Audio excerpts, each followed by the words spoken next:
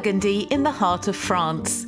Every 2 years, this secret world opens its doors to wine professionals and connoisseurs from around the world. Wine Life Channel takes you on an exclusive 5-day road trip to discover new wines every day and meet passionate winemakers. Grab your glass and come along to Les Grands Jours de Bourgogne Vintage 2016.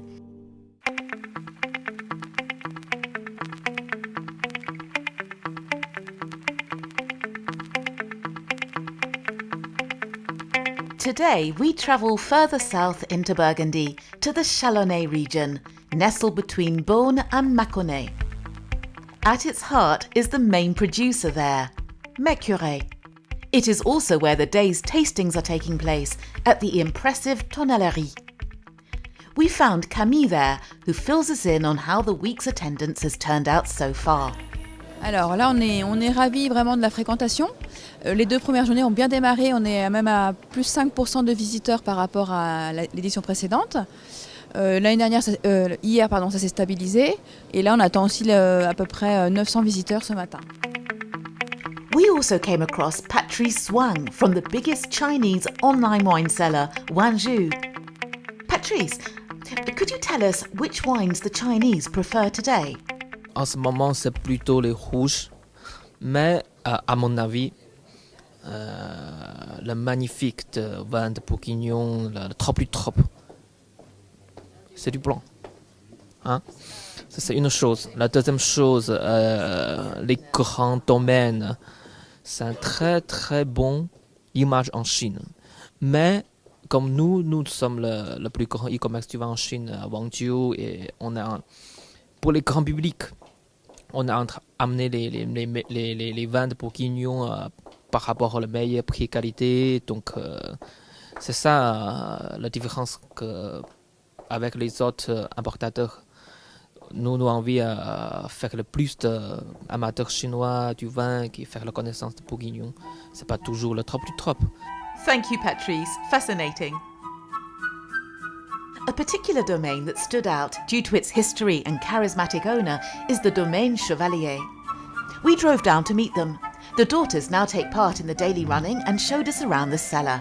Donc là, c'est la cave la plus ancienne, donc, avec la salle de dégustation juste à côté. Voilà, donc environ 150 ans. Donc là, maintenant, cette cave-là et la cave qu'on va poursuivre juste à côté a été créée vers les années 70, puisque mon grand-père, lorsqu'il a repris l'exploitation, il y avait que seulement 3 hectares. Voilà. Donc maintenant, en fait, on a 15 hectares dans la propriété. Donc mon père et mon grand-père ont fait en sorte que le domaine s'agrandisse. Anaïs, could you tell us more about the Ladois wines, which are still fairly unknown? Les Ladois sont des vins plutôt légers, qui vont commencer à avoir du tanin sur certains. On a par exemple le Ladois Village, qui est un vin assez léger et assez fruité. Ma sœur tient justement à ce que le fruit soit bien présent dans ces vins.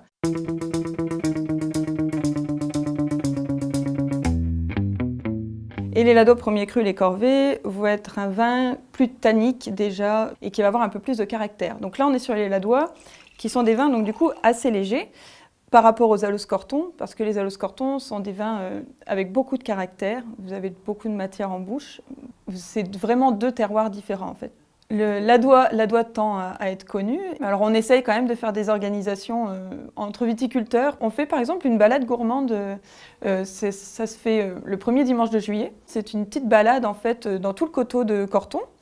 Les gens vont manger et boire en même temps et déguster les vins donc des viticulteurs qui participent à l'organisation. Thank you, Anaïs. Another great story.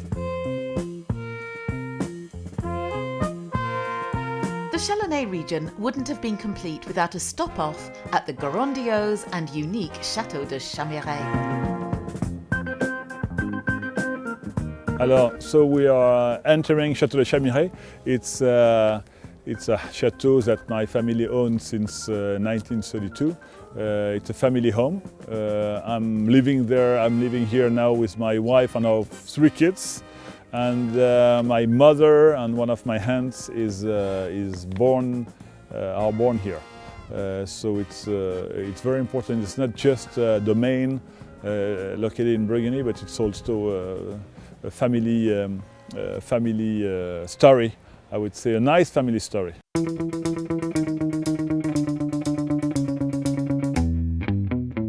it's a beautiful, what we call Vallée des Vaux. I think this season is maybe the perfect season to explain the differences of terroir, which is the key, the essence, the spine of our wines here.